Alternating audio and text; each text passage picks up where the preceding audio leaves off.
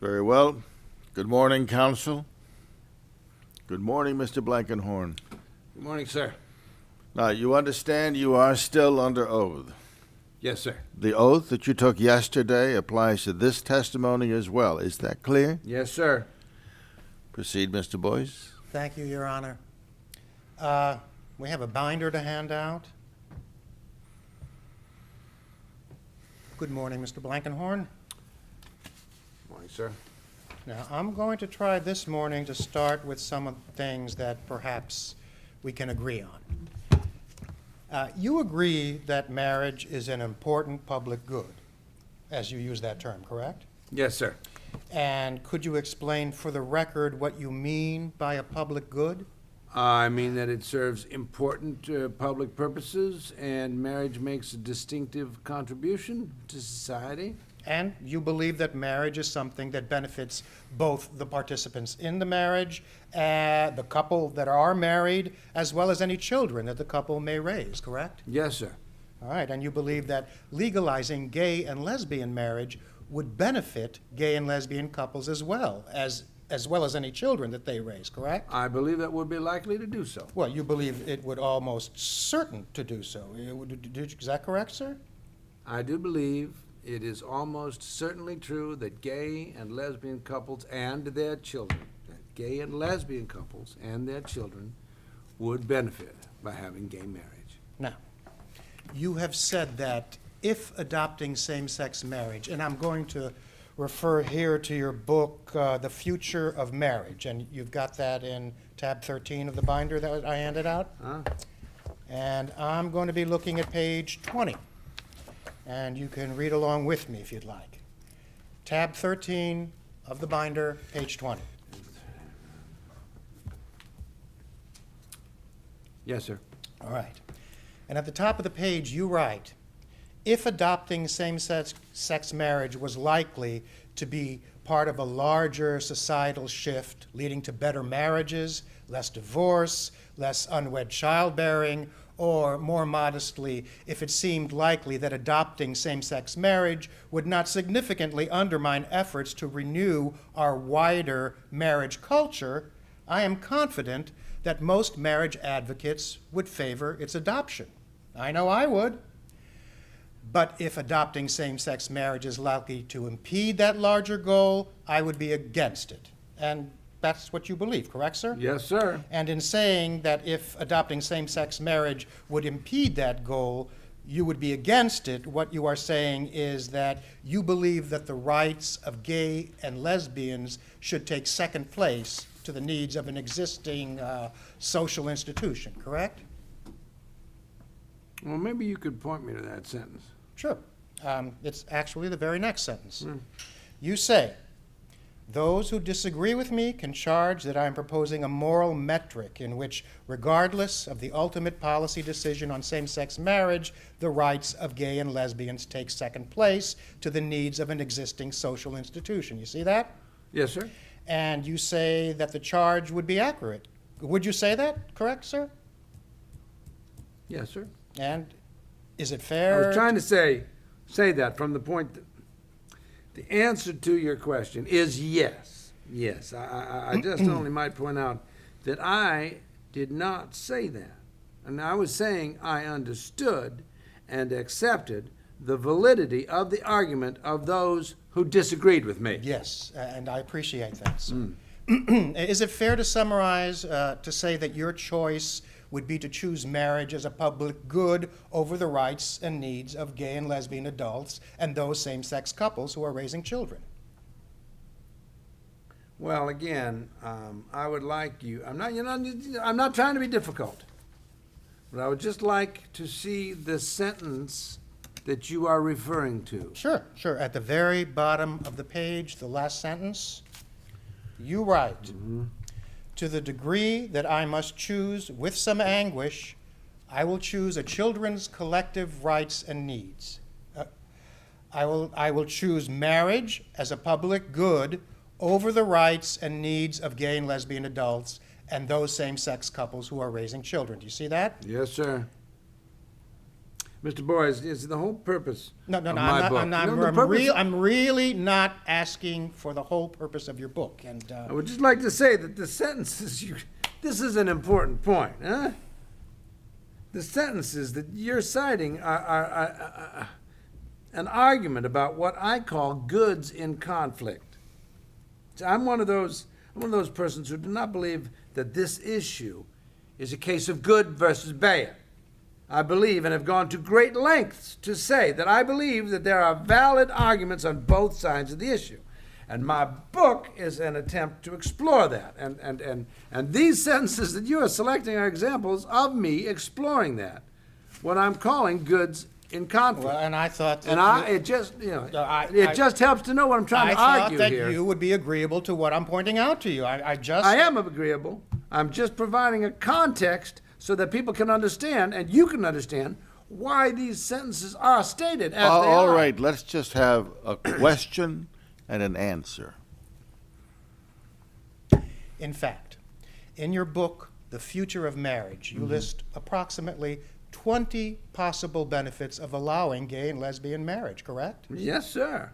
And those benefits that I listed in the book were a result of a collaborative discussion that I led, and they involved advocates of both sides of the position.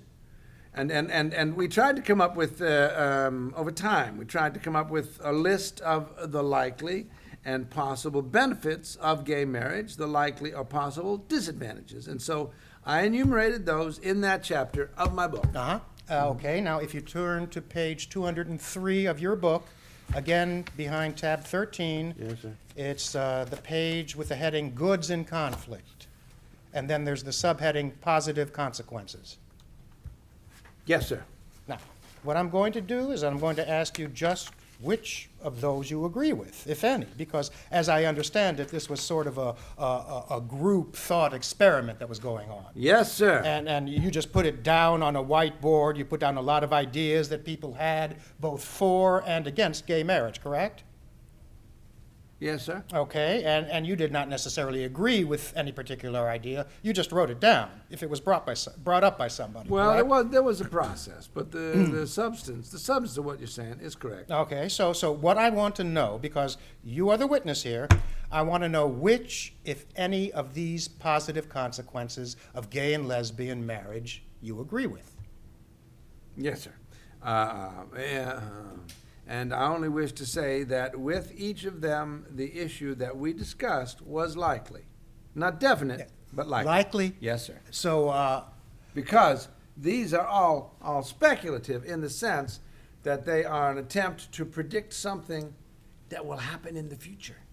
And you see, it's an important point. That- And so, Mr. Blankenhorn. Yes. Mr. Blankenhorn, Yes. you may have important points to make. I think I do, actually. I know you do. I know you do, but this is not a debate. No, sir. I'm trying- trying to have you Yeah, understand well, I'm trying to ask you a the question. nature of what I wrote in the book. I'm trying to ask you a question, I'm doing sir. my very best to answer All that right, question. let us not interrupt each other.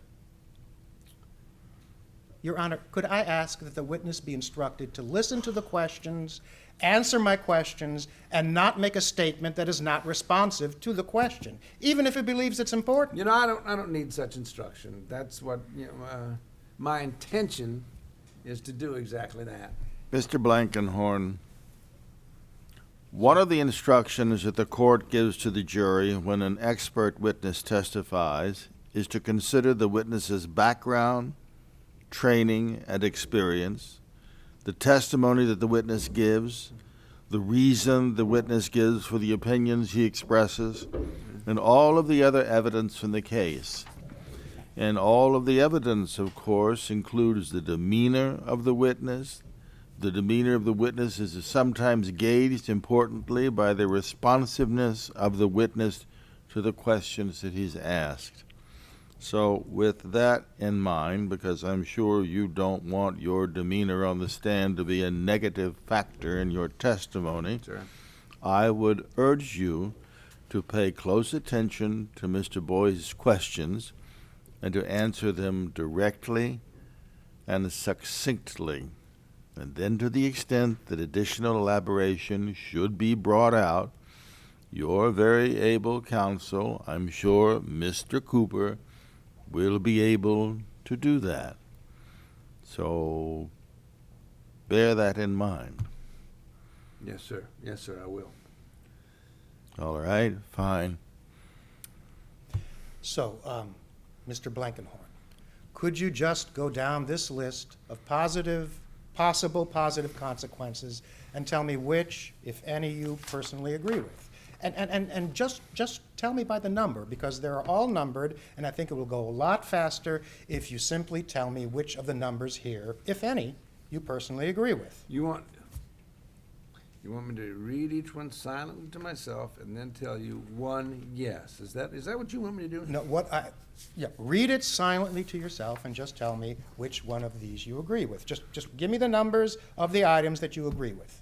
For each of the 23? Yes.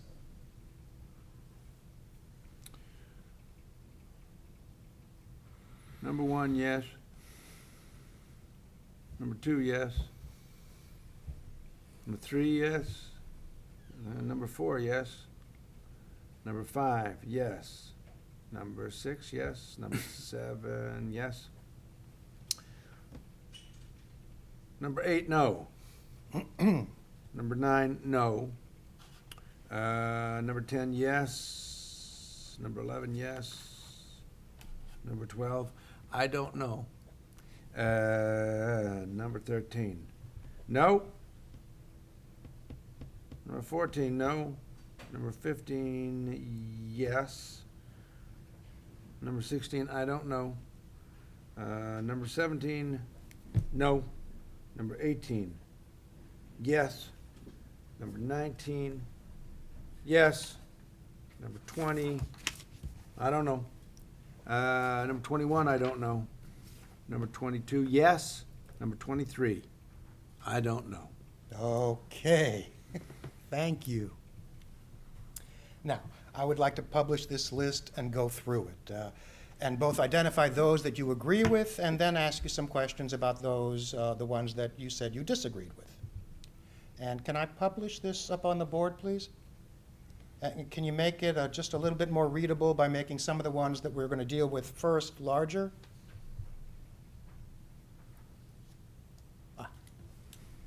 Now, the first point that you agreed with was that same-sex marriage would meet the stated needs and desires of gay and lesbian couples who want to marry. And in doing so, it would improve the happiness and the well-being of gay and lesbian individuals, couples, and family members. Which I said many gay and lesbian individuals, couples, and family members. I misread that. Let me just read it to be clear. Same-sex marriage would meet the stated needs and desires of lesbian and gay couples who want to marry. And in doing so, it would improve the happiness and well-being of many gay and lesbian individuals, couples, and family members. The second positive consequence that you agreed with was gay marriage would extend a wide range of the natural and practical benefits of marriage to many gay and lesbian couples and their children. Now, the third positive consequence that you agreed with was extending the right to marry to same-sex couples would probably mean that a higher proportion of gay and lesbians would choose to enter into a committed relationship. And the fourth positive consequence that you agreed with was that same-sex marriage would likely contribute to more stability and to longer-lasting relationships for committed same-sex couples. And the fifth positive consequence that you agreed with was that same-sex marriage might lead to less sexual promiscuity among lesbians and perhaps especially gay men. And the sixth positive consequence that you agreed with was that same-sex marriage would signify greater social acceptance of homosexual love and the worth and validity of same-sex intimate relationships. The seventh positive consequence, which you agreed with, was that gay marriage would be a victory for worthy ideas of tolerance and inclusion. It would likely decrease the number of those in society who tend to be viewed warily as other, and increase the number who are accepted as part of us. In that respect, gay marriage would be a victory for and another key expansion of the America idea, the American idea. And I have read those correctly, have I not, sir? Yes, sir. All right, and then items 8 and 9 you disagreed with, correct, sir? Yes, sir. And then item 10 you agreed to, and that reads, gay marriage might contribute over time to a decline in anti-gay prejudice as well as, more specifically, a reduction in anti-gay hate crimes. And the 11th possible positive consequence, and again, one that you agreed with, was that, let's see, number 11 reads, because marriage is a wealth-creating institution, extending marriage rights to same-sex couples would probably increase wealth accumulation and lead to higher standards, Living standards. higher living standards for these couples, as well as help reduce welfare costs by promoting family economic self-sufficiency and decrease economic inequality. And I did read those correctly with your help, sir, right? Yes, sir. All right. At number 12, you said you didn't know. And number 13 and 14, you disagreed with, correct? Yes, sir. And number 15, which you said you did agree with, Yes. reads, extending marriage rights to same-sex couples would probably reduce the proportion of homosexuals who marry persons of the opposite sex, and thus would likely reduce instances of marital unhappiness and divorce. And did I read that correctly? Yes, sir. All right. And number 16, which you said you didn't know, and let's see, number 17, which you disagreed with, correct? Yes, sir. And number 18, which you agreed with, reads, by increasing the number of married couples who might be interested in adoption and foster care, same-sex marriage might well lead to fewer children growing up in state institutions and more growing up in loving, adoptive, and foster families. And number 19, which you also agreed with, reads, adopting same-sex marriage would likely be accompanied by a wide-ranging and potentially valuable national discussion of marriage's benefits, status, and future. And did I read those items correctly? Yes, sir. Okay. And am I correct that items 20 and 21, you don't know whether you agree with or not? Yes, sir. And then number 22 is one that you do agree with, and which is gay marriage would probably expand the possibility and likelihood of new scholarly research on a variety of topics related to marriage and parenting, correct? I'm absolutely certain of that one. All right. Yeah. And then number 23, you don't know, correct? Correct. All right. Now, I'd like you to go back to number 14, which you said you disagreed with. And I want to ask you about certain parts of that and see whether there is any part of that that you do agree with.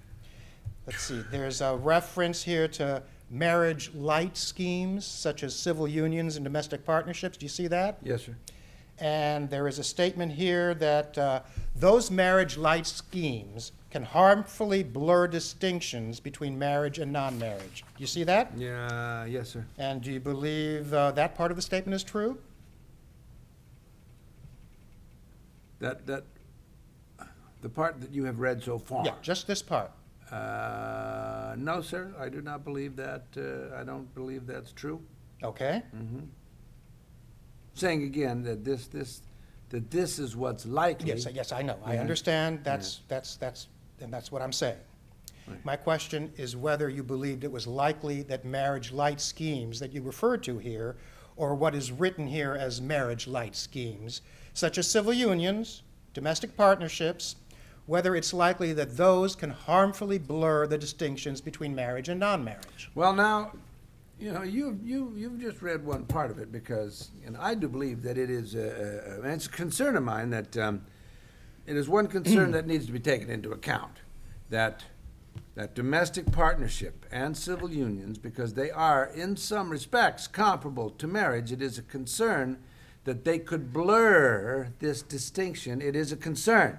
I was basing my thought on the fact that you had read me a much longer portion of it. Oh, let me just see if I understand what you're saying. Uh-huh.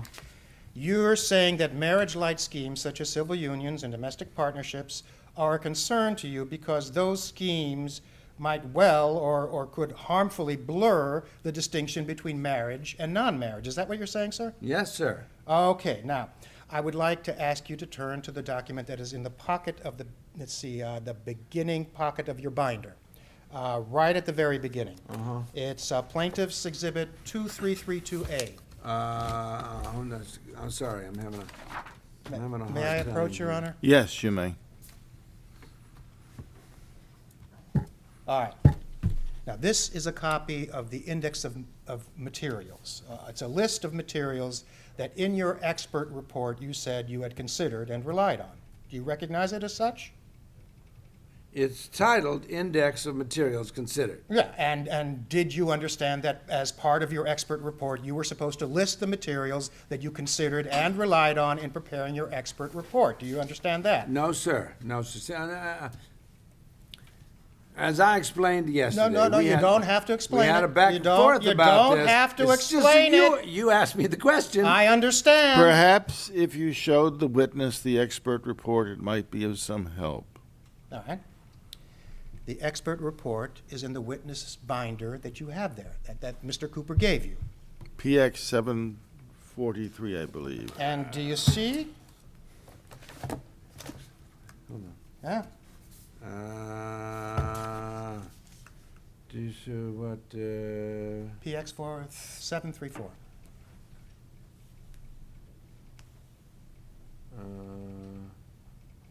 Uh-huh. All right.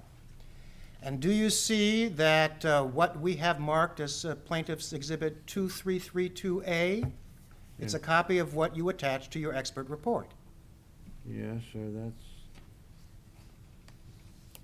Yes, sir. Okay. Now, I would like to ask you to go down that list. And this is a list of materials. And I would like to tell you, and I would like you to tell me which one of these materials, it is your testimony, assert that permitting gay marriage will adversely affect heterosexual marriage. I will be happy to do my best. I don't think that I can give you a precise answer because I don't have the ability now to, reread each of these documents, but I will do my best to give you a judgment if that's what you want me to do.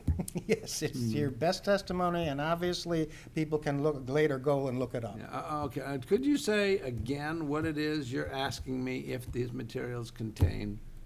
All right. Whether the materials contain a statement that, or an assertion that permitting gay and lesbian marriage will adversely affect heterosexual marriage.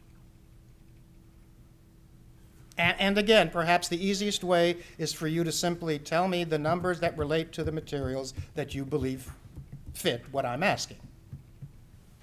Well, with the provisos that I can't speak with absolute confidence about this, and with the proviso that the overwhelming majority of these materials were actually written before the gay marriage debate even came up on the national stage and were cited not about the subject you're asking me about, I will answer the questions by saying 2, 3, 10, 13, 24, 27, and that's all.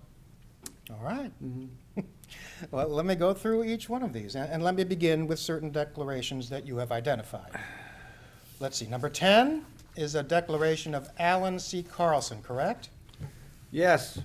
Who is Alan C. Carlson? Well, he's a writer and a researcher, and he's written some books on marriage, and he, I don't know, I think the group he heads is a private conservative think tank in Illinois. I think it's called the Howard Center. He is, his doctorate is in history. Oh, so he's not an anthropologist or a psychologist or a sociologist, is that correct, sir? No, sir, he's a historian. And then the other declaration that you identified was the Declaration of Maggie Gallagher, correct? Number 24? Well, that was one of them, yes, sir. And who is Maggie Gallagher? Well, she's one of the leading opponents of gay marriage in the public debate today. She is a writer and I guess you might say an organizer, writer and organizer who's principal focus has been marriage and whose principal focus in the past 4 or 5 years has been to lead a campaign and to make public arguments in opposition to gay marriage. Uh-huh. Do you consider her a scholar, as you have used those words? I do, yes. As I'm using the term, I believe that she is a serious and intellectually serious person. Yes. And an intellectually serious person is what you have meant when you referred to scholars in your testimony.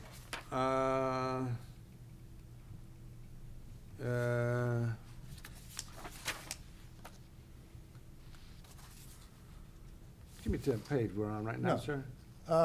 I believe... Top right. Yes, the top right is 2859. Uh-huh. See, and I'm asking you if, at the very top of that page, Yes, sir.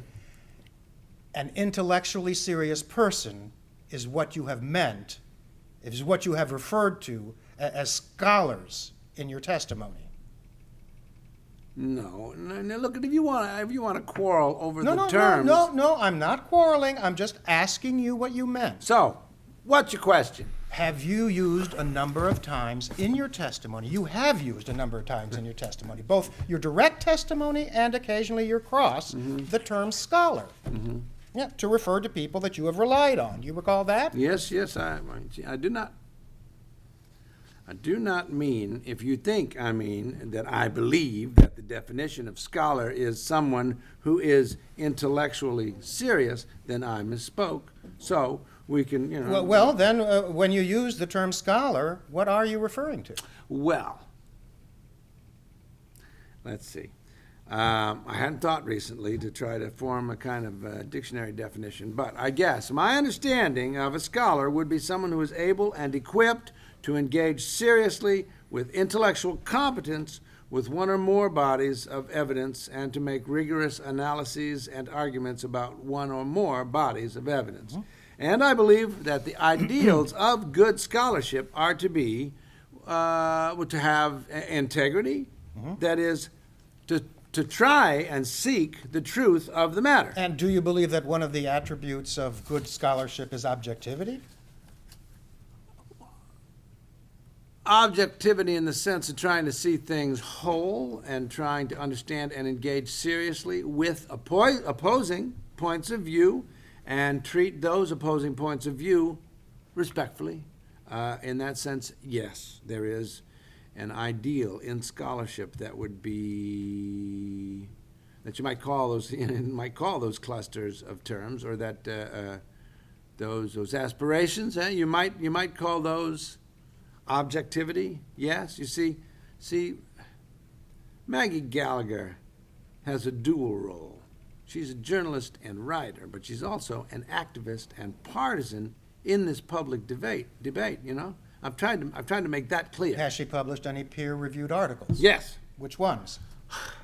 Well, I don't have her CV in front of me right now, Mr. Boies. I happen to know that she has published several articles in peer-reviewed law journals, but I'm not able to recall the specifics, I'm not able to recall the specifics of her 20-year publication history right now. Well, can you recall any peer-reviewed article by Maggie Gallagher that you have relied on? That I relied on? Yes. Well, I've read a number of them over the years. I mean, if that's what you mean, I have read them, and they've helped, along with thousands of other articles and books, to shape my overall views on things. All right. And what was the most recent peer-reviewed article by Maggie Gallagher that you have relied on, that you think is reliable as an objective scholarship with integrity? Now, you're putting words in my mouth. No, well, let me not put words in your mouth. Uh-huh. Let me simply ask a question. All right? Yeah. Has Maggie Gallagher written any peer-reviewed article that you believe is characterized by the ideals of integrity and objectivity that you have described, that you had relied on? That I have relied on for my testimony here today. Well, let's answer that question first. That wasn't really my question, but let's put that question out and get an answer to that. There are no such articles that I have specifically relied on for my testimony here today or my preparation for my testimony here today. All right. Another one of the terms you have identified, and by my count, you identified a total of 6 times. Yeah. Another one of those items that you identified was Norval Glen, the struggle for same-sex marriage. And that was one of the articles that Mr. Cooper raised with you, am I correct? Yes, sir. All right, and would you turn to that in Mr. Cooper's book? Mm-hmm.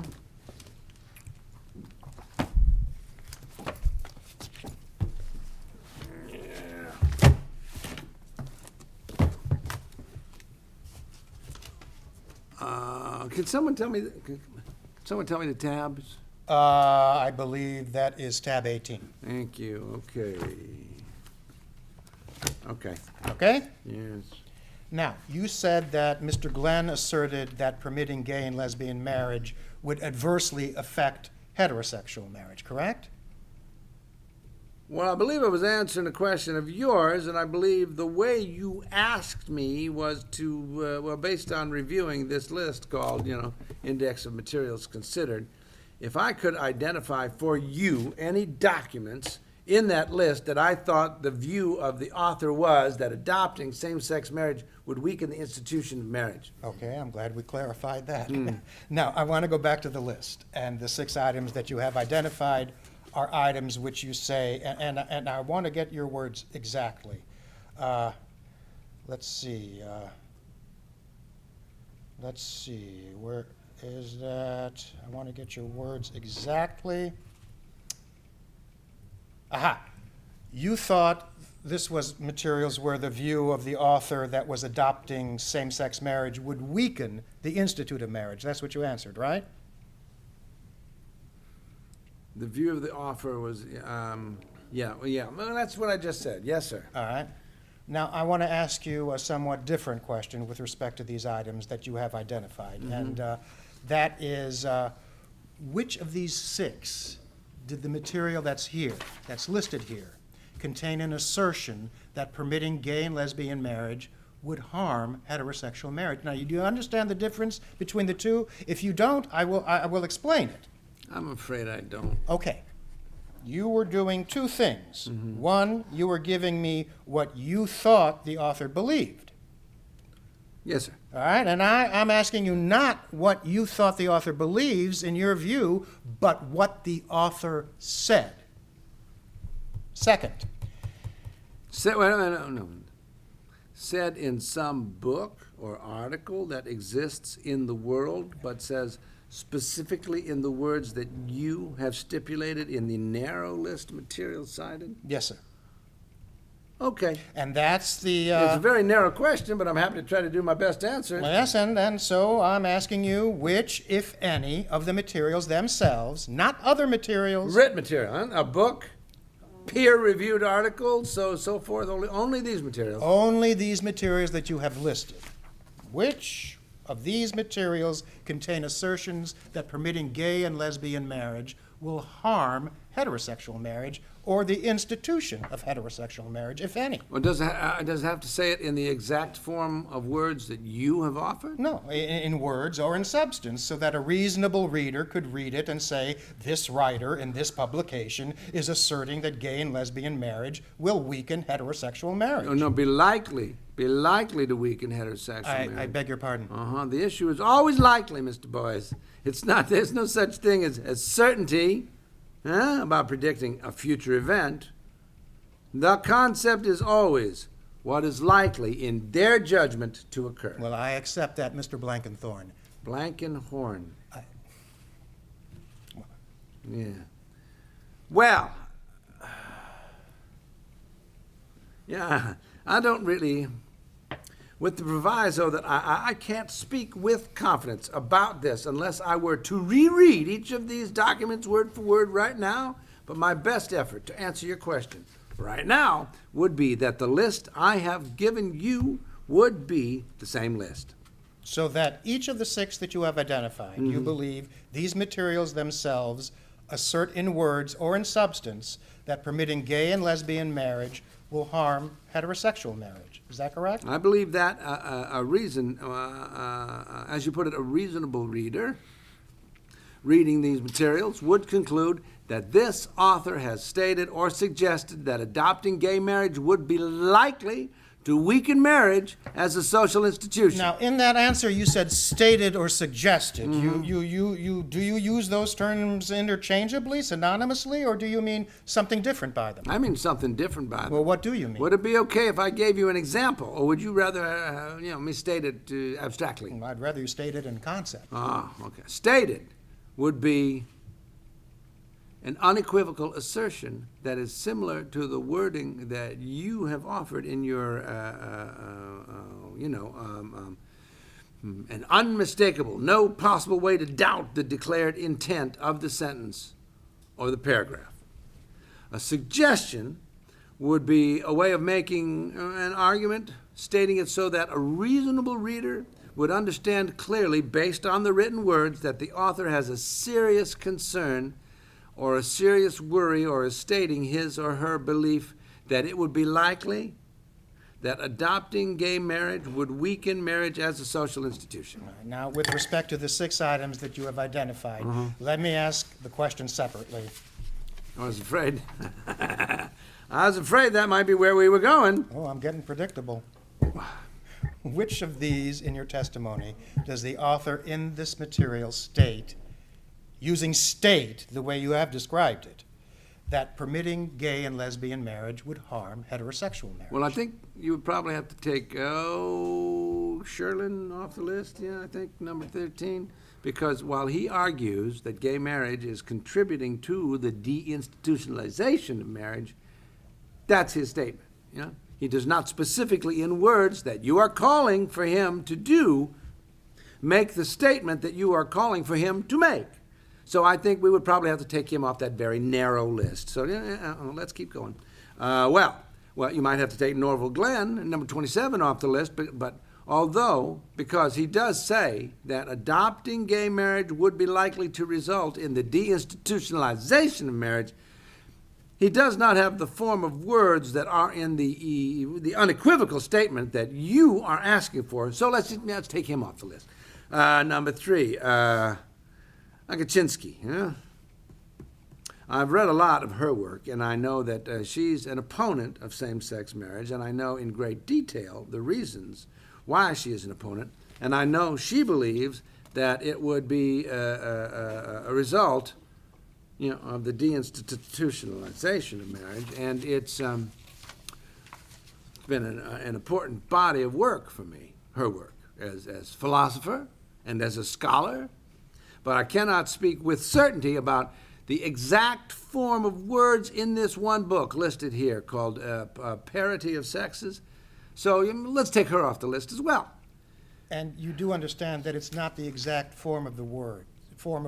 It's the unmistakable, what you referred to as unmistakable. It is an extremely narrow and rigid category that you are erecting here, and which is your perfect right to do.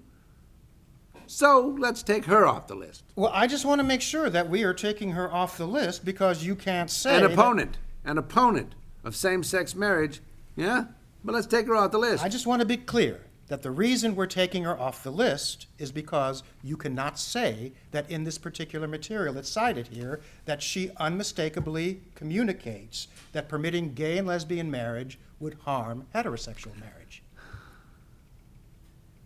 My answer is that I know with absolute certainty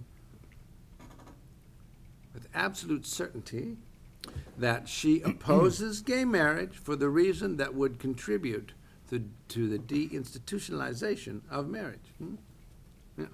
My concluding part of my answer is that I do not know with absolutely a certainty that those sentences appear in the text called Parity of the Sexes. And so for that reason, I think we should remove her from the list. And you do understand, sir, that all I'm doing is asking you about the materials you listed.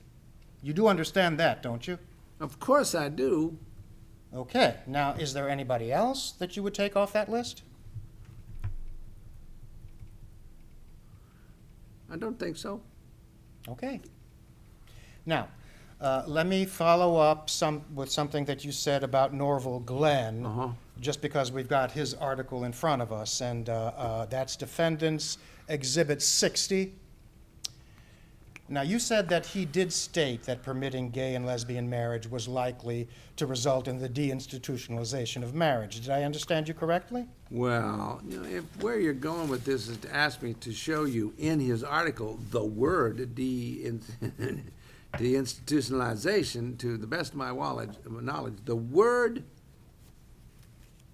I don't know whether the word is there or not. I don't think it is, but my testimony to you is that in substance, that is what he is saying. Well, let me ask you to look at some of what he actually said and see whether you define it as being in substance with what you say. And first, let me just ask you a general point. As you understand, what Mr. Glenn is doing in this article is he's trying to decide or trying to assert whether gay marriage is or is not a good idea. Or is he trying to talk about his concerns about the debate about same-sex marriage? My memory of the article is that it's the latter. Okay. Mm-hmm. And so what he's really concerned about here is that he is concerned that the debate about same-sex marriage is harming or could potentially harm the institution of marriage. Is that correct? As you have said, and I've agreed. I've not read this article in several years. The reason it's cited in the list of materials considered is because I excerpted a specific paragraph from it in my report. But my memory of the article, is, as you have stated, is that it is it's more of a discussion. This is in keeping with a lot of his scholarship. This is in more of a discussion of an analysis of the debate, rather than an advocacy or a polemical argument in favor of one side or the other. And for example, one of the things he believes is that legalizing same-sex marriage would have a small effect, at most, on the percentage of fatherless children. Correct, sir? I don't recall where he says that. Could you point that paragraph out? Sure. If you turn to page 28 and the second column, I think, it's the seventh line down. Do you see where he says legitimize? Legitimate. Yeah, I see where you are. I would like to read that sentence, if I may. Making it legal. Yeah. Making legal same-sex marriage would have a small effect at most on the percentage of fatherless children. Do you see that? I'm just reading. Yeah, I understand that, but do you see what I just read? I do see that, yes. Take as much time as you want to review the context, and when you've finished, let me know. I now understand that in this paragraph. I'm not asking you, when I say please let me know, I'm not saying please let me know what you think the context is. I'm just saying please let me know when you finished reviewing the context, because I have some questions. I've finished. All right. Now, do you agree that legalizing same-sex marriage would have a small effect at most on the percentage of fatherless children? Do you agree with that? No, sir, I do not. Now, did you know prior to this time that I showed you this, that this was an assertion that Professor Glenn made? Well, of course I did, because I read the article. Okay. Wouldn't it help to know what he's trying to say here? What I'm trying to do is focus on the words. Well, so am I. Here's words. Not your interpretation, and not what you think is important. Well, could we just read the paragraph? You'll have opportunity to read the whole paragraph. No, so we don't want to know what he's actually saying. Well, one of the things he said immediately after that, to complete the sentence, the entire sentence says, legitimizing of same-sex marriage would have a small effect at most on the percentage of fatherless children, and there is no precedent for prohibiting a family arrangement because it creates less than ideal conditions for children. And that's not the point I was trying to make. I won't make it. No, it's okay. But that is the complete sentence, correct?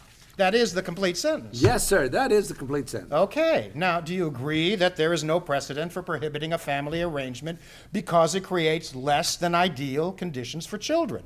By prohibiting, do you mean making it illegal?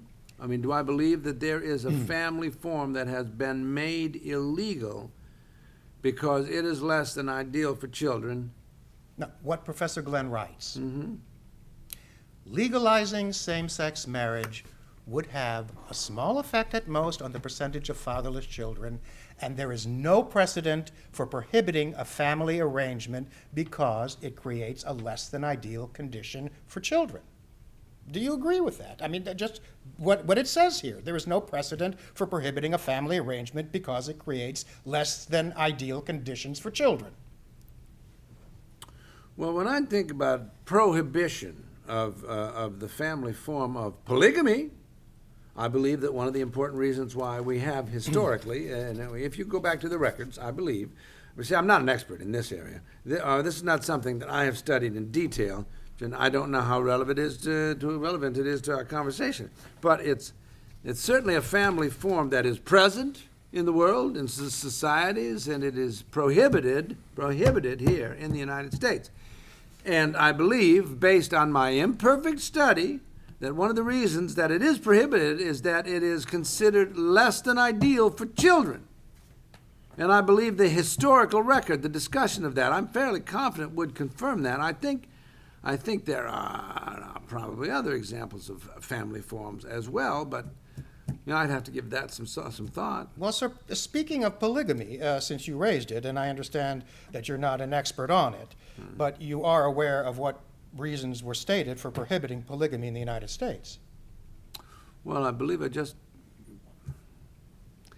in answer to your previous question, I just stated that it is not a field of expertise of mine. Well, are you aware of any of the reasons that were stated for prohibiting polygamy in the United States? In a sense of having studied it, I've studied this and believing myself to be competent to speak with expert knowledge on this subject, the answer is no. Okay. Now, incidentally, you have testified about your 3 rules of the game for marriage. I don't think I used those terms today or yesterday. Well, you certainly said that that was a basis of a lot of your views, have you not, sir? Well, I think I would rather tell you in my words what my views are than have you try to put them in my mouth. Well, sir, we are going to actually go to your words in your deposition. But you have described the rules of the game for marriage. Have you described them? My understanding is that the phrase "rules of the game," I think I might have used it. I might have used it in my books or in my report, but see, I'm not trying to make a quarrel over this. But I think that I was actually quoting, I think I put it in quotes, and I think it was from Professor North. I think I was citing an article from Professor North. Now, I'm not confident of that, but I think it's true. I mean, if it's important to you to pin down this wording, I would be very happy to take a moment and try to make sure that, try to give you complete clarity on that question. What I would like, what I would like to get... what I think the economist was... No, we will get to your testimony. That is, first of all... You make it sound like a kind of a jocular thing, and I think that I was quoting... What I meant was... I wasn't meaning to say jocular, sir. I really wasn't. I was just trying to use the... I'm trying for clarity here. All right. And you have said that the main rules of the game when it comes to marriage are 3, correct, sir? Well, let's try to find... See, I just want to pin this down. If you give me a moment, I would like to see if I'm right about how I used that term. There's a question pending, Mr. Blankenhorn. Well, I'm trying to answer the question about, did I use the term rules of the game? That's the question.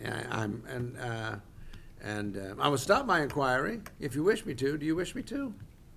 I wish you to answer the question. Well, you asked me if I've used this term, rules of the game. I'm trying to answer it, and I'll stop my inquiry if you wish me to. Sir, the question was, you have said that in the main rules of the game when it comes to marriage, there are 3 rules, correct? Yes, I was correct. See, that's right. The phrase rules of the game comes from a Nobel Prize-winning economist who wrote a paper that actually won him a Nobel Prize about the role of institutions in society. That's where That's where that phrase comes from, and that's why I put it in quotes, and that's why it's sir, footnoted. let me ask you the question, and I'm not asking you where it came from. I will. I'm not asking you whether it's you put it in quotes or not. What I'm asking you is whether it is your view, that the main rules of the game when it comes to marriage are 3. Is that your view, regardless of how you come to it? I believe marriage has 3 fundamental, foundational structures, and there has been times in my writings that I have referred to them as rules. All right. And when you refer to your writings where you have referred to them as rules, would you include the report that you submitted in this litigation? Yes, sir. All right. And you have said that your source of these 3 rules are principally the body of scholarship on the anthropology of human marriage, correct? Yeah, that's what I believe. I don't know. I will just. Would it be okay to say that is what I believe? You said I have stated it. I don't recall being asked that question by you so far, but it is what I believe. Okay, and the scholars that you rely on for your beliefs are who? Would you like a comprehensive list? Well, I would like the most important scholars that you rely on, or the scholars that you relied on the most. Okay, well, give me a moment to try to compose my thoughts on this. I will give you a brief list of principal scholars. I'm going to take a moment to make a note to myself here as I try to collect my thoughts on that question. Would it be against the procedure for me to consult a book, a copy of my book to see the index? Well, let me ask you to do it this way. Yeah. Putting on the record that you haven't consulted your book or your index, and putting on the record that you don't have a photographic memory and you don't remember everything that's in there. I think there would probably be 50 or 60 names on that list. What I'm asking you is, as you sit here now as a testifying expert, what are the scholars that you think most important in your mind? Well, that's a different question. I would say that the most important scholars, just to be clear, that you rely on for your I understand. for your 3 rules. I hear you. All right. The scholars that have influenced me most deeply on this have been Bronislaw Malinowski and Meyer Fortes. Okay. Yeah? Now, the 3 rules. Why don't you state what the 3 rules are? Well, may I just say, I will, but may I say, you called them rules, and you quoted this Nobel Prize winning economist. No, I did not quote the Nobel Prize winning economist, sir. That's where the phrase rules of the game that you attributed to me came from. You said, you have referred to the rules of the game, and I'm trying to point out that phrase comes from a Nobel Prize winning economist. Sir, when I asked you... Who's studying the role of institutions? Sir, when I asked you whether it was your view, that the main rules of the game when it comes to marriage was 3. Do you recall me asking you that? Well, we have had a pretty extended colloquy, so I certainly recall the question. All right. And you answered that was your view. And I specifically said I'm not going to ask about what any economist is saying, whether he won the Nobel Prize or not. I'm not asking what anybody else is saying. I am just asking for your views. And your view is that when it comes to marriage, there are 3 main rules of the game. And let me say, I'm not suggesting that you said before that the rules of the game was taking it too lightly or something like that. Well, yeah, sir, that was exactly my suggestion. Well, I don't mean it in that sense, okay? Rules of the game can be a serious principle, okay? I will accept that. I don't want you to think, and I don't want you to get... Then I will not belabor it one more moment. Okay, okay, and we could even use a different phraseology if that makes you more comfortable. Absolutely understood. Yeah, we can proceed. That's absolutely the only point I was trying to make. And I accept that point, okay? Okay. Now, what are the 3 main rules that you believe define marriage? Well, The first is what you might call the rule of opposites. That was the man, you know. And what is the customary man-woman basis of marriage? And the second? 2, that is, marriage is 2 people. Okay. And the third? It's a sexual relationship. Okay. Now, let me ask you about those 3 rules that you just used to define marriage. Okay. Now, first, with respect to the rule of Yeah, opposites. by the way, no, I just want to clarify. I'm not saying that those 3 rules constitute a definition of marriage. You know, what I'm referring, well, that was the term that you just used in your question or your statement. What I'm saying is that those are the 3 essential foundations of the marital institution, or the 3 essential structures of the marital institution, and that's where we get into this concept of rules. So that's what I'm trying to say. Okay. The 3 essential structures of the institution of marriage. Is that an acceptable terminology? Yes, sir. Okay. Now, the first of these 3 essential structures in the institution of marriage is the rule of opposites, correct, sir? Yes, sir. Now, you are aware of marriages in other societies that have not been limited to people of the opposite sex. Are you aware of that, Well, sir? I'm certainly aware that assertions have been made in the popular and occasionally in the scholarly literature that such cases exist. And I have not in depth studied every single example of such an assertion, but I have troubled myself to try to familiarize myself to the best of my ability with quite a number of such assertions, and I have views about them, both collectively and individually, and I will share them with you if you wish. Well, let me just begin first by asking you whether, in your view, there are any examples in history of marriage that do not comply with your first essential structure of the institution of marriage, that is, the rule of opposites. Well, of course, we would have to recognize that in Massachusetts now, there are such marriages. Massachusetts and Iowa and Spain and Sweden and the Netherlands and Canada. I'm aware. I'm just trying to be clear so that I'm not, sure, I understand that in the localities that have in recent months and years, adopted same-sex marriage, and that's the controversy and the set of disagreements that bring us here today. I am perfectly aware of the context. Let me ask you a more pointed question. Are you aware of any instances of marriage in any society prior to the last 50 years that was inconsistent with your first essential structure of the institution of marriage, that is, the rule of opposites? Well, there are 2 or 3 or 4 what I would call hard cases in the literature, and as I said, we could discuss them if you wish. I would say that as if you will allow me to make the proviso that I'm aware that there are probably 2 or 3 hard cases that require very specific understandings of the context. I will say that, generally speaking, of marriage as a global phenomenon, I would say that there are either no or almost no exceptions to this principle that marriage is between a man and a woman. So my answer, just to be very precise, is that I know that the scholars have some debates about 2 or 3 small instances in the field of anthropology.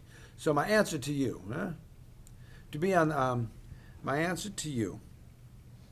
the safe side, for me to be on the safe side is to say that there are no or almost no exceptions to this structural feature of marriage. Now, you say in that answer no or almost no. And I'm trying to account for the 2 or 3 hard cases. Well, as you probably expect, that's what I'm going to ask you about. I thought you might. Now, my question there is not whether there is a debate, but whether you, as an expert, have an opinion as to whether or not in societies prior to the last 50 years there have been marriages that are inconsistent with your rules of opposite.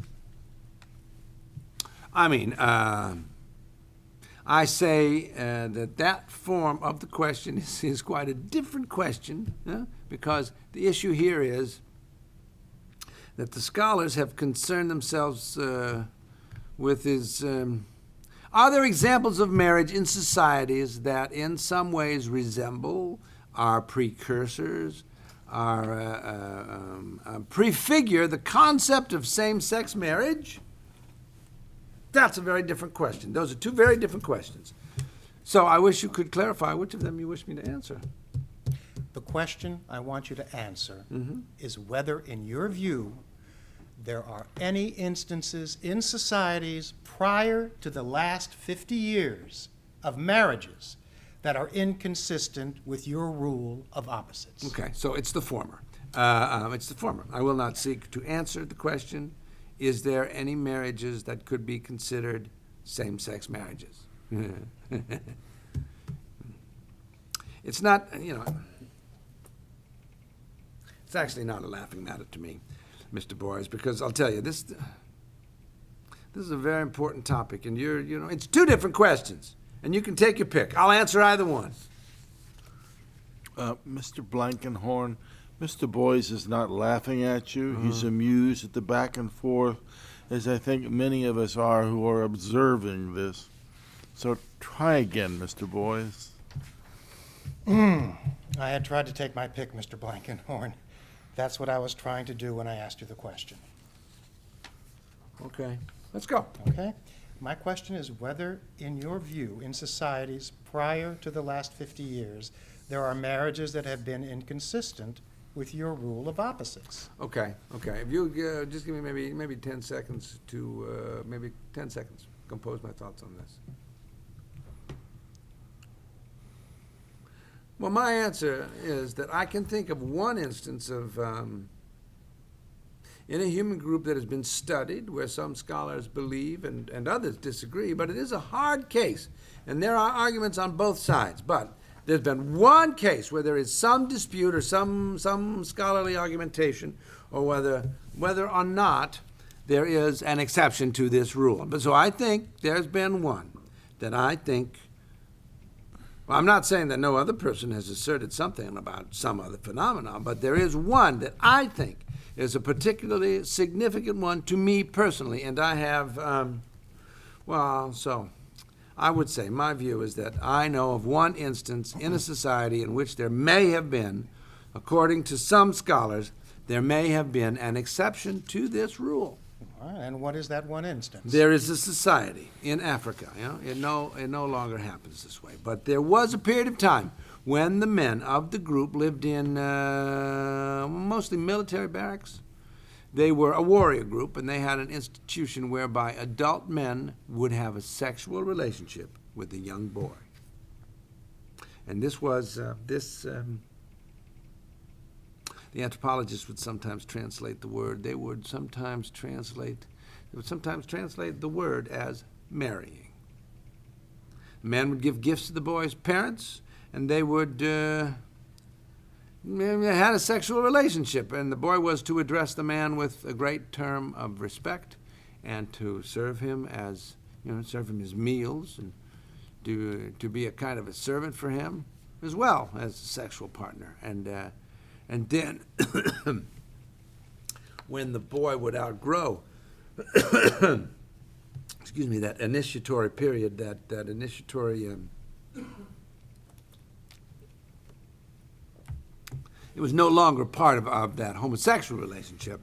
He would often go on to marry a woman with a conventional marriage ceremony. But there was a part of this experience that was a ritualized.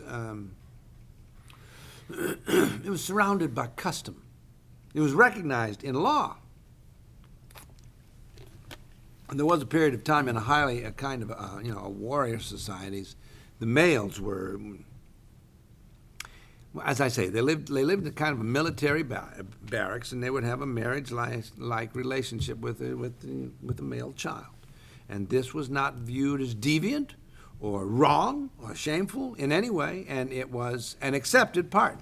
The kinship groups accepted this and thought that it was just a normal part of life. And so Evans Pritchard, the anthropologist who wrote of this, he, in translation, of course, because he called it the man-boy marriage. And so he used the term marriage in his scholarship.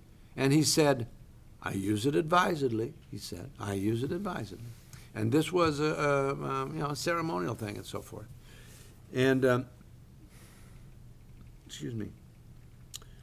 Gilbert Hurt, a very prominent anthropologist, has written a book called Ritualized Homosexuality in Human Societies, and he talks of this. And there are perhaps some other examples where you have initiation periods of time in the life of young boys where they have a homosexual relationship with an adult man.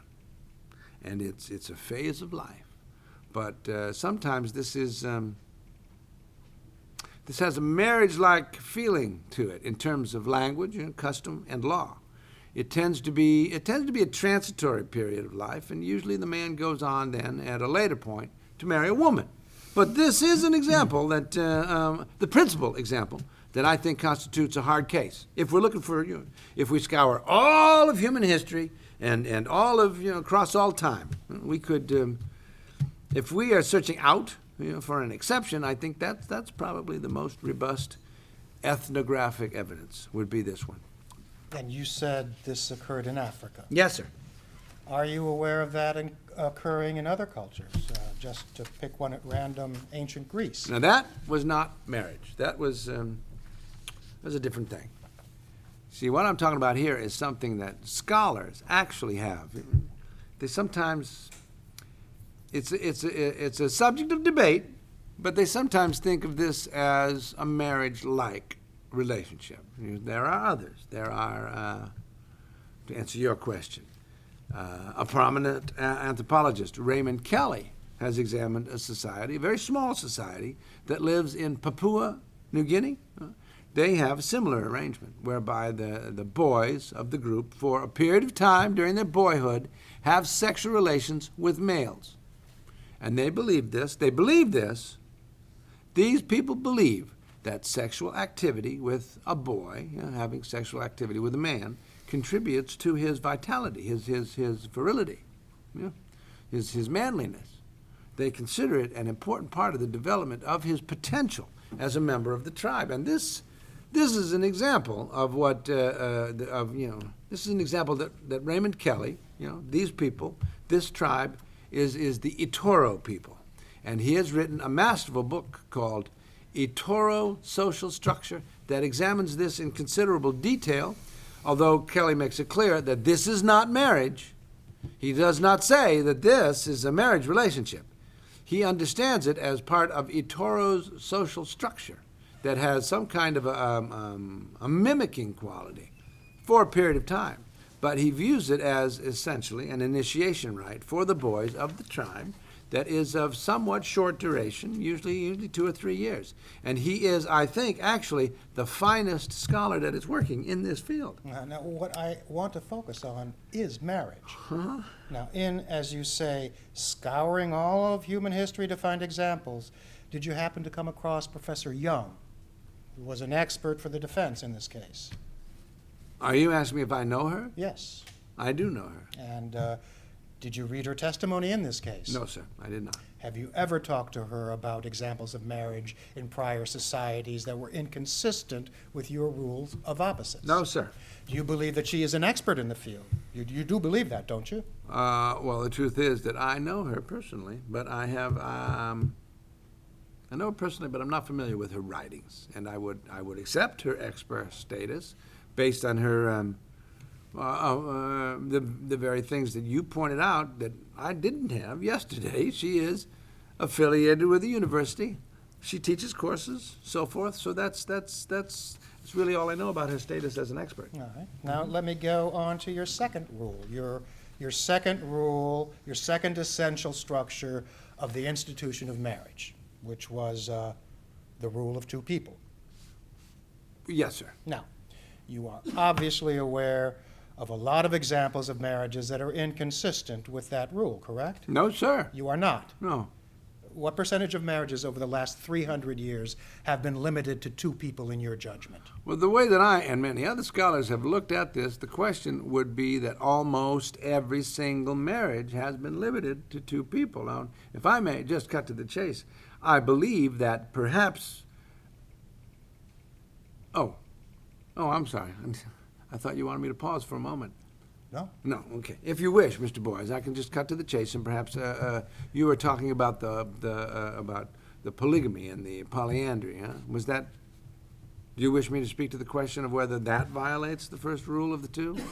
First of all, you do recognize that over the last 300 years, there have been more polygamous marriages than there have been marriages that have been limited to two people. Would you agree with that, sir? I don't know, but my strong suspicion would be that that is erroneous, but I do not know. Well, how many? How many societies? In fact, I would be extremely surprised if that were a true statement, if I may. No, let me ask you some questions Yes. about that. Okay. All right. What societies are you aware of that prior to the last 100 years had polygamy as a regular course? The best scholarly estimate I've seen on that is 83%. 83% of the countries. 83% of society. 83% of societies had polygamy as a regular course. No, sir. Well, my question is, Yeah, I'm trying to be precise my here. question is, prior to the last 100 years, prior to the last 100 Yeah, no, years. if you wish, we could just say in human history, you know, because the scholarship I'm citing that says 83%, he's just trying to Well, 83% of what? I mean, what's the numerator here? What's society. Societies, 83% of societies permit polygamy. Okay. 83% of societies permit polygamy. Yeah, that's a very different issue than how many marriages are polygamous. I do understand that, because in a society that permits polygamy, you still may have marriages that only involve two people, correct? You may still have the overwhelming majority of marriages, and in fact, that is the case that involves two people. All right, that's what I'm asking you, okay? And let's take the most populous places, India and China. Now, is it your judgment that the majority of marriages in those two places prior to the last 100 years have been limited to just two people as opposed to polygamous marriages?